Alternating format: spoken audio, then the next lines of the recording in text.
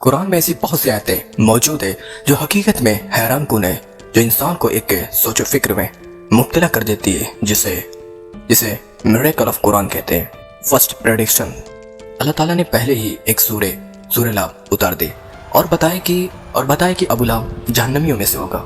ابو لہب کے دونوں ہاتھ ٹوٹ گئے، وہ تباہ برباد ہو گیا، کچھ کام نہ آیا اس کا یہ مال جو اس نے کمایا عنقریب وہ آگ میں جلے گا، اور اس کی بیوی جس کے گلے میں رسی ہوگی وہ بھی آگ میں جلے گی۔ سب سے انٹرسٹنگ پوائنٹ قرآن کا یہ کہ قرآن نے کلیئرلی بتا دیا کہ ابو لہب ایمان نہیں لائے گا، وہ جہنمیوں میں سے ہوگا۔ اگر واقعی قرآن اللہ کی کتاب نہ ہوتا تو ابو لہب جھوٹا ہی ایمان لا کر قرآن کو رانگ ثابت کر سکتا تھا، قرآن کو جھوٹا ثابت کر سکتا تھا، لیکن ایسا نہیں ہوا، اس کا خاتمہ کفر پر ہی ہوا۔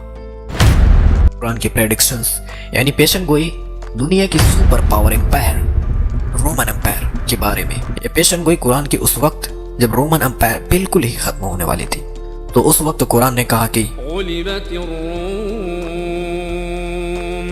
رومی ہار گئے، لیکن اپنی مغلوبیت کے بعد بہت جلد عنقریب وہ غالب آئیں گے، فی بضع سنین، یعنی کچھ سالوں کے اندر وہ پھر سے غالب آئیں گے۔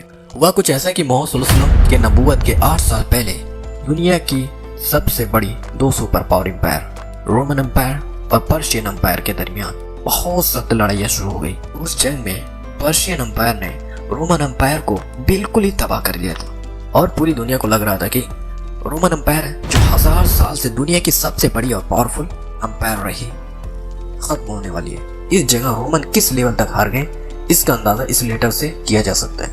پرشیا کے بادشاہ خسرو نے رومن امپائر کے بادشاہ ہیراکلس کو ایک خط لکھا۔ یہ خط خسرو کی جانب سے سب خداؤں سے بڑا خدا، ماسٹر آف دا ورلڈ ہیراکلس، میرا ایک چھوٹا سا غلام، تم کہتے ہو کہ تمہارا خدا سب سے بڑا ہے، تو کدھر ہے وہ خدا؟ اور اس نے یروشلم کو مجھ سے بچایا کیوں نہیں؟ اور یہ سب کچھ 2 سپر پاور کے بیچ ہو رہا تھا، اور وہیں ان سب سے دور مکہ کے غار میں خدا نے ایک شخص کی طرف اپنا ایک فرشتہ بھیجا اور کہا، Muhammad, read.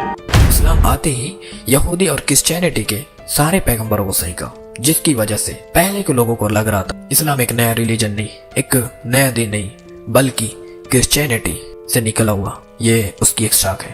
تو مکہ والے مسلمانوں کو یہ تانا دینے لگے کہ جس طرح یہ پرشین رومن کو تباہ کر دیا، اور اسی طرح تم مسلمانوں کو تباہ کر دیں گے۔ اور کرسچینٹی اور مسلمان دونوں کا ایک ہی حال تھا۔ اس سخت وقت میں اللہ نے رومن اور مسلمان دونوں کی کامیابی کی پریڈکشنز پیشن گوئی کی۔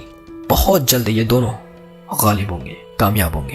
اگر رومن ڈیفیٹ ہو گئے یعنی ہار گئے، لیکن اپنی ہار کے کچھ ہی سال بعد یہ پھر سے دوبارہ کامیاب ہوں گے، اور وہ دن وہ ہوگا جب اللہ کی دوئی فتح پر مسلمان خوشیاں منا رہے ہوں گے۔ اس آیت میں 2 پریڈکشنز کی گئی، یعنی 2 پیشن گوئیاں کی گئی کہ بہت جلد کچھ ہی سالوں میں رومن پھر سے واپس اقتدار میں آئے گی، اور اسی دن مسلمان بھی اپنی کامیابی کا جشن منا رہے ہوں گے۔ مکہ میں اس آیت کا سب نے مذاق اڑایا، لیکن ابو بکر رضی اللہ کا قرآن پر اس قدر یقین تھا کہ انہوں نے مکہ کے کافر سے شرط لگائی کہ اگر رومن 3 سال کے بعد کامیاب نہیں ہوئے تو میں تم کو 10 اونٹ دوں گا، اور اگر کامیاب ہو گئے تو تم مجھ کو 10 اونٹ دو گے۔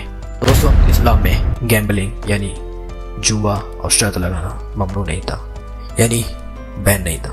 جب رسول اللہ صلی اللہ علیہ وسلم کو اس شرط کا پتہ چلا تو آپ صلی اللہ علیہ وسلم نے کہا کہ 3 سال کو بڑھا کر 9 یا 10 سال کر لو، اور اونٹوں کی تعداد 10 سے 100 کر دو۔ تو وہ کافر اس شرط کے لیے خوشی خوشی تیار ہو گیا، کیونکہ اس کو لگتا تھا کہ رومن امپائر کا جیتنا امپاسبل ہے۔ برٹش اسٹوری ایڈورڈ گیبون نے، جس نے رومن امپائر پر 6 ویلو پر کتاب لکھی، اس نے بھی لکھا کہ قرآن کی اس پروفیسی، اس پیشن گوئی کا 7-8 سال کے بعد بھی پورے ہونے کا کوئی چانس نہیں لگ رہا، کیونکہ پرشین بالکل رومن امپائر کی کیپٹل کانسٹینٹینوپل کے پاس پہنچ چکے تھے، اور اسے چاروں طرف سے گھیر لیا تھا، لیکن کانسٹینٹینوپل کو فتح کرنا امپاسبل تھا۔ اور کانسٹینٹینوپل جب ہر طرف سے گر گیا تو ہیراکلس نے پرشین بادشاہ خسرو کو خط لکھا اور اس سے بھیک مانگی کہ تم جو کہو گے ہم کریں گے، صرف ہمیں زندہ رہنے دو۔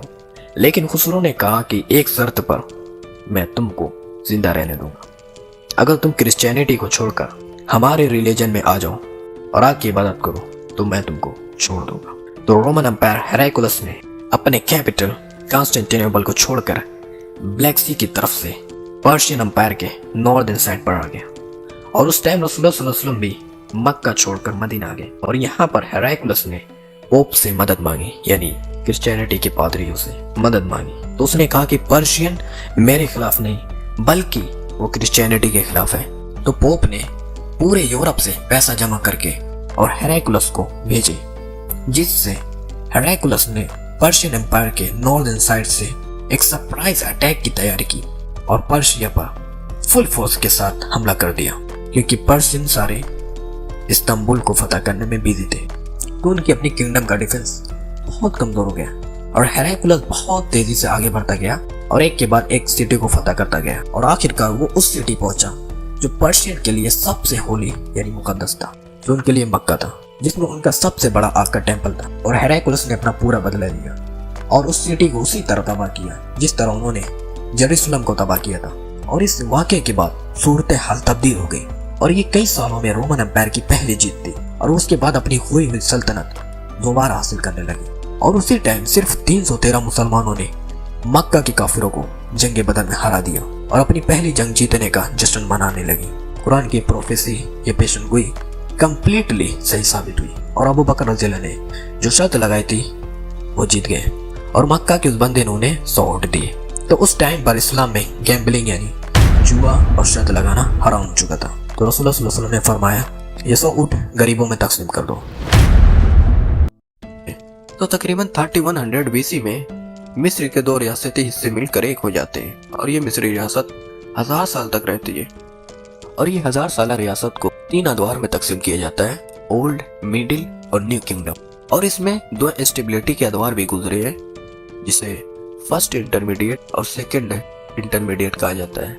और जैसा कि हजरत यूसुफ अलैहिस्सलाम भी मिस्र में भेजे गए थे, तो सेकंड इंटरमीडिएट के दौरान भेजे गए और मूसा अलैहिस्सलाम न्यू किंगडम के दौरान भेजे गए। तो कुरान के एक जबरदस्त मुजज़े को देखते हैं। कुरान जब हजरत यूसुफ अलैहिस्सलाम का किस्सा बयान करता है तो वो उस दौर के हुक्मरान के लिए किंग का वर्ड यूज करता है।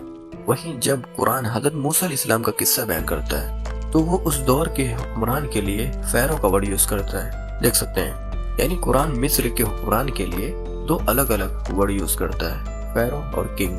जबकि बाइबल में हजरत यूसुफ अलैहिस्सलाम के दौर के हुक्मरान के लिए, हजरत मूसा अलैहिस्सलाम के दौर के हुक्मरान के लिए, दोनों के लिए फ़ारो वर्ड यूज हुआ है, लेकिन कुरान ने यहाँ 2 अलग अलग वर्ड यूज किया है। ऐसा क्यों है?